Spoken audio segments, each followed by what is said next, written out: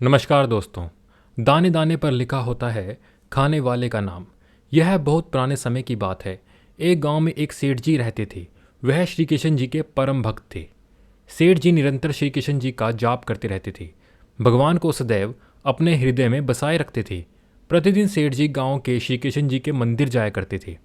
जब वह घर से निकलते थे उस समय वह मन में विचार करते थे कि वह आज श्री कृष्ण भगवान की पूजा अवश्य करके रहेंगे और उन्हें भोग लगाएंगे।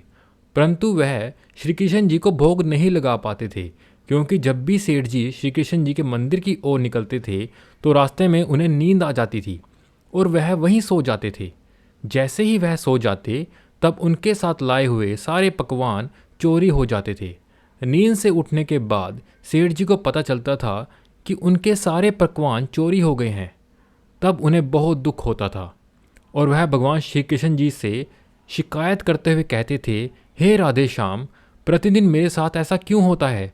मैं एक भी दिन आपको भोग क्यों नहीं लगा पाता? सेठ जी की बात सुनकर श्री कृष्ण जी ने कहा, हे वत्स, दाने दाने पर लिखा होता है खाने वाले का नाम। प्रतिदिन तुम मेरे लिए जो पकवान लेकर आते हो उन पर मेरा नाम नहीं लिखा होता, इसलिए वह भोग मुझ तक नहीं पहुंचता। श्री कृष्ण जी की बात सुनकर सेठ जी ने कहा, प्रभु, कल तो मैं आपको अवश्य भोग लगाकर ही रहूँगा। दूसरे दिन सेठ जी नहा धोकर तैयार हो गए और अपनी पत्नी से 4 डब्बे भरकर बढ़िया स्वादिष्ट पकवान बनाने को कहा। पत्नी ने पकवान बनाकर डब्बे में भरकर सेठ जी को दे दिए। सेठ जी उसे लेकर मंदिर के लिए निकल पड़े। चलते हुए सेठ जी ने निश्चय किया कि आज सोना नहीं है, मैं कान्हा जी को अवश्य भोग लगाऊंगा। उन्हें मंदिर जाते समय मार्ग में एक भूखा बच्चा दिखाई दिया। सेठ जी को देखकर वह उनके पास आया और खाना मांगने लगा। उस बच्चे की आयु लगभग 5-6 वर्ष थी।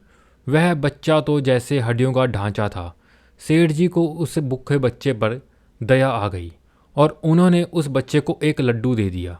उस बच्चे को लड्डू देते ही बहुत से बच्चों की भीड़ लग गई। वे सभी भूखे दिखाई दिए। सेठ जी को उन पर दया आ गई तथा सेठ जी ने सभी पकवान उन भूखे बच्चों में बांट दिए। तत्पश्चात उन्हें स्मरण हुआ कि आज तो कान्हा जी को अवश्य ही भोग लगाना था, परंतु मंदिर पहुंचने से पहले ही सारे पकवान समाप्त हो चुके थे। मंदिर पहुंचकर वह कान्हा जी की मूर्ति के सामने हाथ जोड़कर बैठ गए। सेठ जी को ऐसे देखकर कान्हा जी उनके सामने प्रकट हो गए और सेठ जी को चिढ़ाते हुए कहा, लाओ मेरा भोग शीघ्रता से दे दो, मुझे बहुत भूख लगी है, मुझे पकवान खिलाओ। सेठ जी ने पूरा घटनाक्रम कान्हा जी को बता दिया। कान्हा जी ने मुस्कुराते हुए कहा, मैंने तुमसे कहा था ना, दाने दाने पर लिखा होता है खाने वाले का नाम।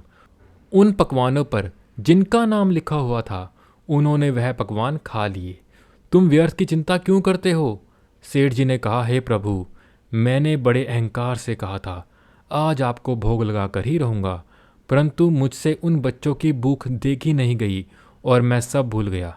कान्हा जी पुनः मुस्कुराए और वह सेठ जी को उन बच्चों के पास लेकर गए जहाँ सेठ जी ने उन्हें खाना खिलाया था और सेठ जी से बोले, जरा देखो, कुछ नज़र आ रहा है क्या?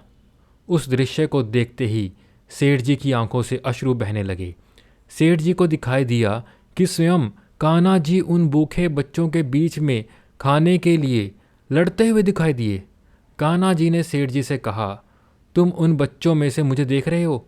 मैं ही वह पहला बच्चा हूँ जिसकी भूख तुमने मिटाई है। मैं हर जीव में हूँ, कण कण में हूँ। कान्हा जी की यह बात सुनकर सेठ जी का भ्रम दूर हो गया और वह भगवान के चरणों में गिर पड़े और कृतज्ञता व्यक्त की। धन्यवाद दोस्तों।